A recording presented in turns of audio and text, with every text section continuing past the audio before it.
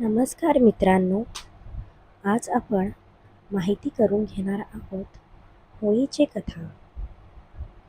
तर आपण कथेला सुरुवात करत आहोत. हिरण्यकश्यप राक्षसी पुत्र होता.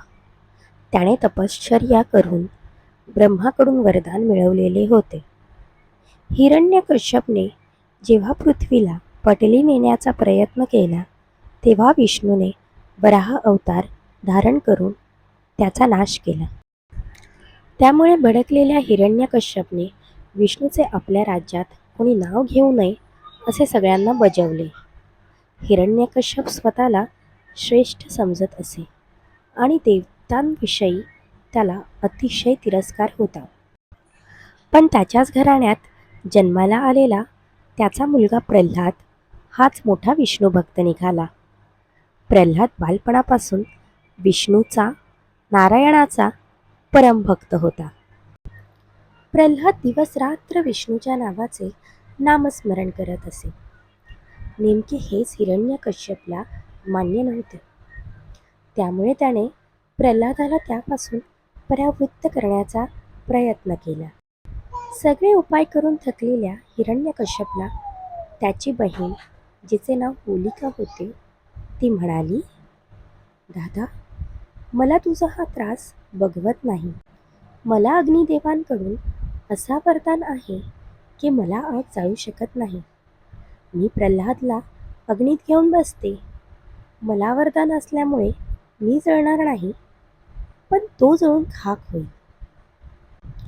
हे ऐकून हिरण्यकश्यपने गावात वाळलेल्या काटक्याने मोठी पेंढी तयार केली. त्यात होलिका प्रल्हादला घेऊन बसली व शिपायांनी आग लावली. होलिका आपल्याच वरदानाच्या धुंदीत होती. परंतु प्रल्हादाच्या भक्ती साधनेमुळे उलटेच घडले. होलिकेचे अंग जाळू लागले. तिच्या अंगाचा दाह होऊ लागला. प्रल्हाद मात्र विष्णूच्या नामस्मरणात दंग होता. शेवटी जे व्हायचे तेच झाले. होलिका जळून खाक झाली आणि प्रल्हाद सुखरूप जिवंत राहिला. त्याच्या भक्तीने प्रसन्न होऊन विष्णूने खांबातून नरसिंह अवतार घेऊन हिरण्यकश्यपचा वध केला. तेव्हापासून होळी जाळण्याची परंपरा सुरू झाली. असत्याला जाळून सत्याचा प्रकाश पसरविणे हा होलिका दहनामागील उद्देश आहे. म्हणून होळीला महत्त्व आहे. तर ही होती आपली होळीची कथा.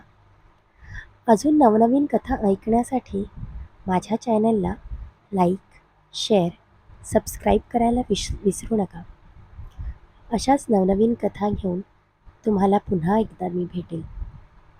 आणि तुम्हाला कुठली कथा ऐकावीशी वाटत असेल तर प्लीज कमेंटमध्ये लिहा. कथा ऐकल्याबद्दल पुन्हा एकदा धन्यवाद.